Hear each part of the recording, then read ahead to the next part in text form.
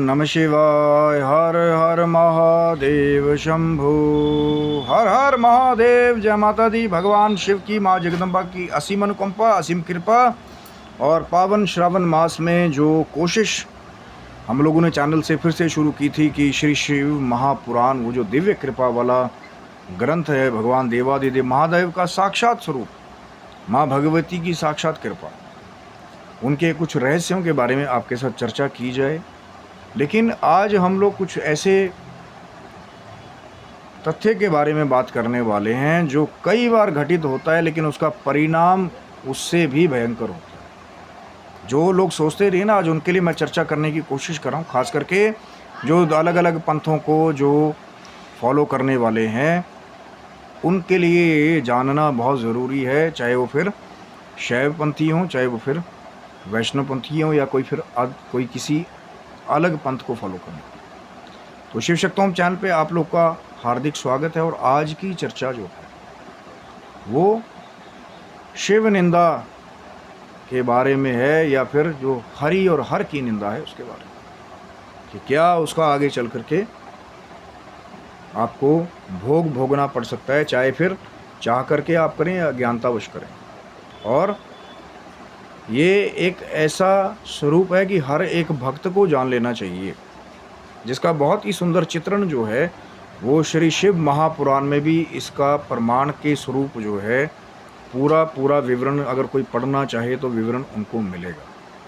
मैं फिर से वही बात करता हूँ, मैं हमेशा कोशिश करता हूँ कि जो संदर्भ आपको मिले वो प्रमाण के साथ। अगर कोई पढ़ना चाहे कि महाराज कहाँ लिखा है, तो मैं यही बात कहता हूँ कि संदर्भ श्री शिव महापुराण, श्री गीता प्रेस गोरखपुर। क्योंकि मैं कोशिश प्रयास वही है। क्यों बार बार मैं किसी और का नाम इसीलिए लेता हूँ, क्योंकि उन्होंने मेहनत की है भोजपत्रों से, बिना अडल्ट्रेटेड इन्फॉर्मेशन के उसको फिर पुस्तक के रूप में या फिर पुराण के रूप में घर घर तक पहुँचाने का बहुत बड़ा कार्य किया। ये इतना आसान नहीं है। जहाँ जिस युग में बहुत सारे आडंबरी लोग अपनी अडल्ट्रेटेड मिक्स जो है इन्फॉर्मेशन के द्वारा लोगों को भ्रम में डाल रहे हैं। मैंने तो कई जगह ये भी देखा कि स्मृति भी कितनी ज़रूरी है। कुछ लोगों को ये भी देखा कि वो पुराण का स्वरूप भी वहाँ पे रखा हुआ है, कथाएं कर रहे हैं, लेकिन उसको अपने हिसाब से तोड़ मरोड़ दे रहे हैं, या उसको खुद ही पहले समझ नहीं रहे हैं। पढ़ना सिर्फ खाली पेज पन्ने पढ़ने के लिए या रट्टू तोते की तरह जो है उसको पढ़ना नहीं है, उसको समझना बहुत ज़रूरी है कि उसका सार तत्व क्या है। तब किसी दूसरे को बताने का प्रयास जो है फिर वो सार्थक या सफल होता है। लेकिन कई जगह देख रहा हूँ कि बस जैसे कोई किताब या न्यूज़पेपर पढ़ते हैं तो वैसे उसको रख लिया, और पढ़ने के बाद भी ये बड़ी एक विडंबना है कि कुछ एक कथाकार जो हैं वो उसका पूरा प्रारूप समझने की बजाय कुछ अपनी तरफ से जोड़ दे और उसका अर्थ ही बदल जा रहा है। ये कली काल की एक ऐसी दुर्व्यवस्था है कि क्या करें, कि बुरा लगता है कि महाराज लिखा क्या है, वही अध्याय है, वही पेज है, लेकिन उसको अपनी तरफ से तोड़ मरोड़ के जो है कई बार लोग को सुना देते हैं। तो और कई बार ये भी प्रारूप देखने को मिलता है कि कुछ एक, अब देखिए मैं सबकी बात नहीं कह रहा हूँ, और ना ही मेरा उद्देश्य इस वीडियो में किसी का अपमान करना है, बल्कि मेरा उद्देश्य तो वो जो अपमान है देवादिदेव महादेव जिन्होंने पूरी सृष्टि के लिए हलाहल विष का पान किया, उनके अपमान से बचाने के लिए प्रयास है मेरा। जो पालनहारी नारायण हैं, जिन्होंने हमेशा से धर्म को बचाने के लिए छल बल का क्रेडिट अपने ऊपर ले लिया कि लोग कहते हैं छलिया है, ये हैं वो हैं, उनकी निंदा बचाने का प्रयास है कि चाहे आप किसी भी धर्म के हों। अब कई बार ऐसा भी प्रारूप मिलता है, कटु सत्य है, कुछ वैष्णव जो हमारे भाई बंधु हैं वो कई बार भगवान शंकर को नीचा दिखाने की कोशिश करते हैं। कई बार ऐसा उल्टा होता है कि जो शैव पंथ में है, कई बार भगवान विष्णु को नीचा दिखाने की कोशिश करते हैं कि हमारे शिव बड़े, हमारे विष्णु बड़े, जबकि जो शिव निंदा करे, हरि और हर की निंदा करे, उसका बहुत ही भयंकर परिणाम होता है। इसका विवरण जो है जब आप जाएंगे श्री शिव महापुराण में, रुद्र संहिता में जाएंगे, द्वितीय खंड को पढ़ेंगे तो आपको जाकर के पता चलेगा। सती खंड जब आप पढ़ेंगे जाकर के, जहाँ एक बार भगवान भोलेनाथ से वैर करते हुए उनके ही ससुर जी यानी कि दक्ष प्रजापति ने जो है भगवान शिव को एक बहुत बड़े यज्ञ में आमंत्रित नहीं किया। और कनखल क्षेत्र में वो जो महायज्ञ हो रहा था, जब उनकी पुत्री माँ सती को पता चला कि मेरे पिता एक बहुत बड़ा यज्ञ रचा रहे हैं, अपने स्थान के ऊपर से चंद्रमा को जाते देखा, अपनी सखियों द्वारा पता करवाया तो पता चला पिताजी बहुत बड़ा यज्ञ कर रहे हैं। लेकिन जब गई भगवान शंकर के पास में कि हमें तो इसके बारे में ज्ञात नहीं, क्या आपको निमंत्रण नहीं आया? भगवान शंकर ने कह दिया नहीं, आपके पिताजी हमारे से द्रोह करते हैं तो हमें निमंत्रण नहीं भेजा है। माँ सती ने फिर जोर दिया कि मैं जाना चाहती हूँ। भगवान शंकर ने समझाया कि जहाँ निमंत्रण ना हो, हाँ कुछ एक खास जगहों पे जो है कुछ मेंशनिंग की गई है, ये बताया गया कि चाहे गुरु का घर है, मित्र का घर है, वहाँ आप कभी भी जा सकते हैं। लेकिन कुछ एक ऐसे स्थान है बिना निमंत्रण के हर जगह नहीं जाना चाहिए।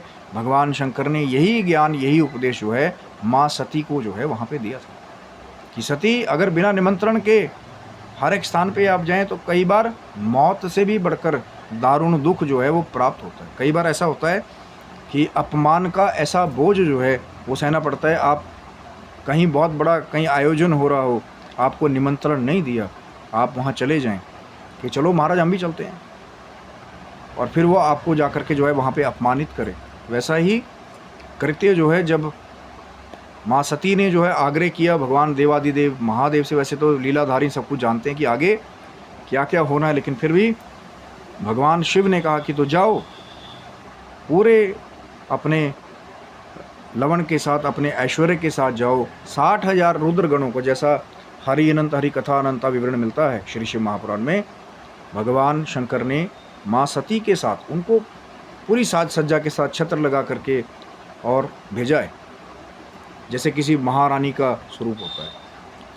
और जब वहाँ माँ सती जो है उस यज्ञ में गई हैं, बहनें बड़ी प्यार से मिली, माता बड़े प्यार से मिली, लेकिन वहाँ पे दक्ष प्रजापति ने वैसा स्वागत जो है माँ सती का नहीं किया जैसा कि संकेत किया था देवादिदेव महादेव ने, कि फिर आपको अपमान का दारुण दुख भी जो है कई बार सहन करना पड़ता है।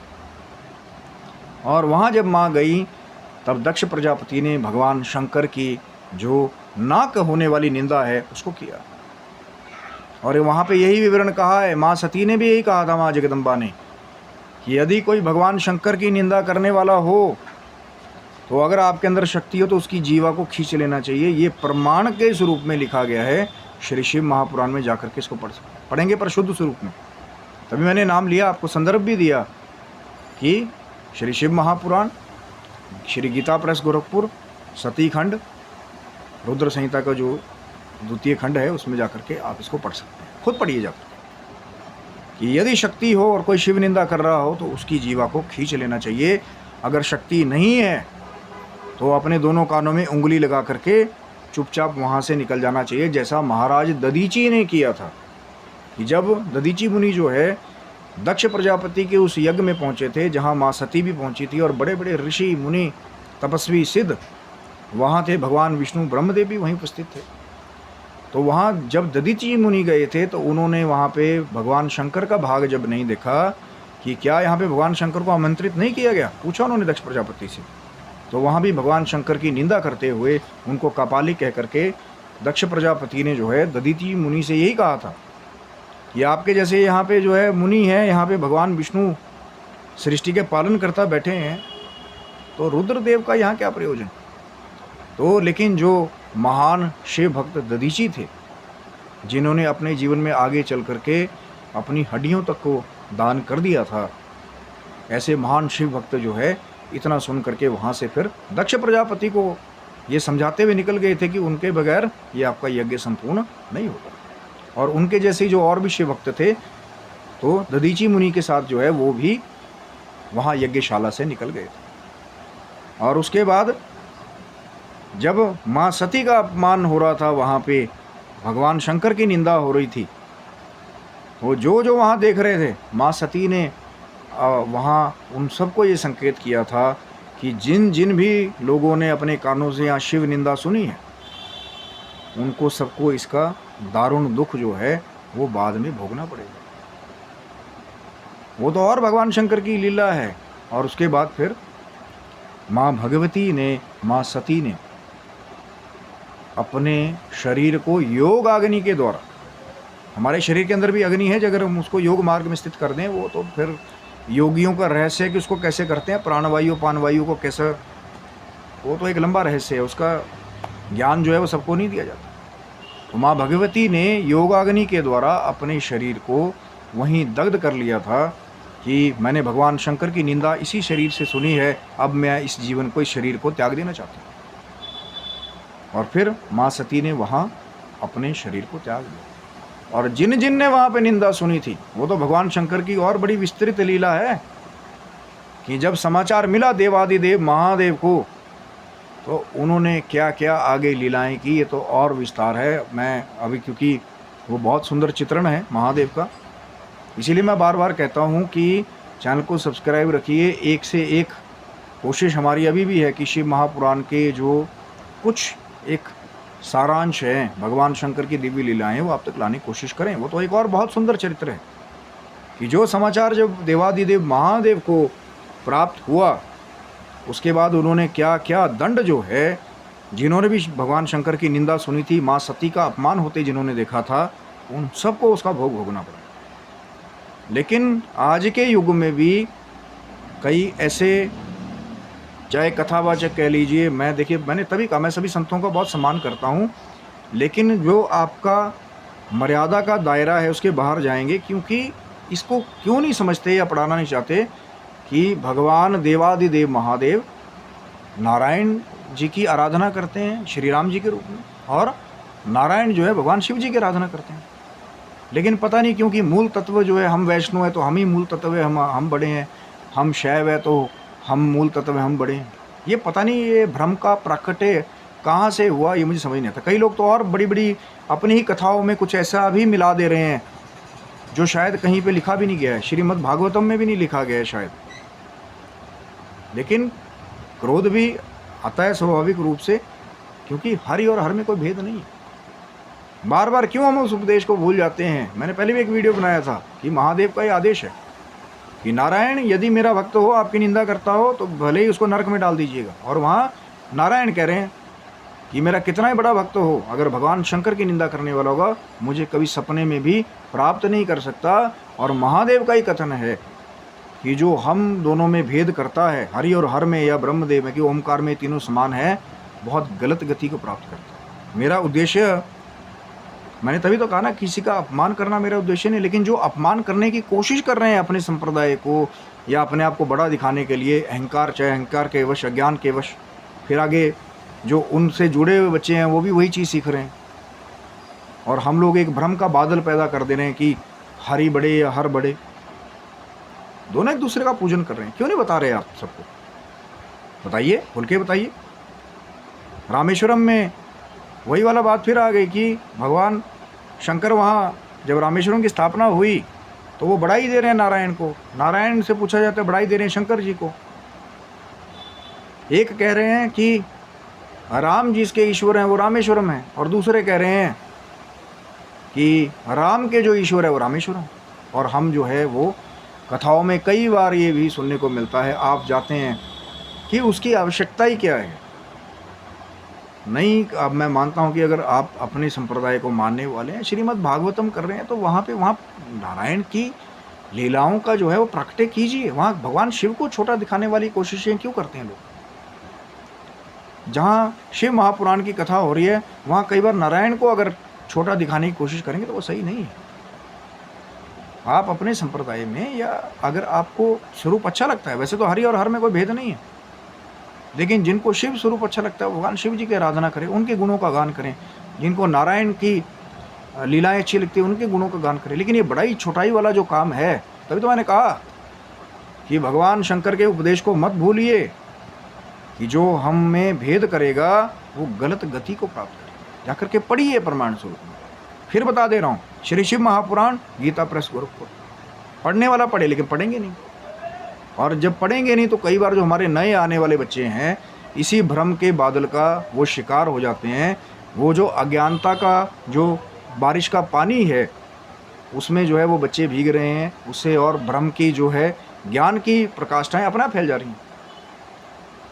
गुरु बिगड़ जा रहे हैं तो फिर उनके शिष्य वहाँ से बिगड़ जा रहे हैं। उसी ज्ञान का प्रगटे करें आगे, उसी अज्ञान का जो है वो प्रगटे करें। इसीलिए हमारी भी चैनल से कोशिश है कि जो ऑथेंटिक है, जो लिखा गया है, जो शुद्ध स्वरूप है, उसको ही आगे जो कोशिशें की हैं कुछ महान विभूतियों ने कि भोजपत्रों पे जो ज्ञान दिया गया था उसको बिना मिलावट के आगे दिया जाए, ताकि समाज का, साधकों का, भक्तों का कल्याण हो। लेकिन कई देख रहा हूँ कि अब मैं तो बहुत छोटा मोटा हूँ, ना ही मैं को बहुत बड़ा ब्रह्मचारी हूँ, ना को बहुत बड़ा सिद्ध हूँ, ना को बहुत बड़ा गुरु पदवी पे हूँ। मैं तो भगवान शिव का एक छोटा मोटा बिगड़ा हुआ दास हूँ। माँ भगवती की कृपा पाने वाला जो है बड़ा ही एक किंकर पापी हूँ। लेकिन कई बार जब मैं ये देखता हूँ कि वो लोग जिन्होंने जो कुछ लिखा भी नहीं गया है उसका बड़ी बड़ी कथाओं में बैठकर कई बार विवेचन करते हैं, तो वो सही नहीं है। और मेरी भी कोशिश वही है कि जो नए बच्चे हैं वो इस भ्रम का शिकार ना हो। इसीलिए कोशिश वही है कि जो लिखा गया, और मैं तो उन कथावाचकों का भी बहुत सम्मान करता हूँ कि जहाँ से भी अगर कुछ बताते हैं, अगर संदर्भ दे दें, कौन सी संहिता से सुना रहे हैं, कौन से पुराण से सुना रहे हैं। कई बार तो ऐसे भी देख रहे हैं कि लिंग पुराण की बातें चल रही हैं और पीछे बार बार बोल रहे हैं शिव महापुराण में लिखा है, शिव महापुराण में लिखा है। अगर बता देंगे तो क्या कोई दोष हो जाएगा? कि लिंग पुराण से हम लोग चीज़ें बता रहे हैं, अच्छी बात है, वेल एंड गुड। अगर कोई लिंग पुराण में प्रमाण स्वरूप में चेक करना चाहेगा वो लिंग पुराण में जाकर के उसको चेक करेगा। लेकिन बार बार आप वही चीज़ें करें, नहीं शिव महापुराण में लिखा है, शिव महापुराण में लिखा है। इसीलिए क्लियर और पारदर्शिता यहाँ पे ज्ञान की बहुत ज़रूरी है। और फिर कोई कह दे कि भैया तो आप कौन है हमें बताने वाले? मैं कौन होता हूँ बताने वाले? बताने वाले सूत जी हैं जिन्होंने बताया है श्री शिव महापुराण में, जाकर के ज्ञान को पढ़िए।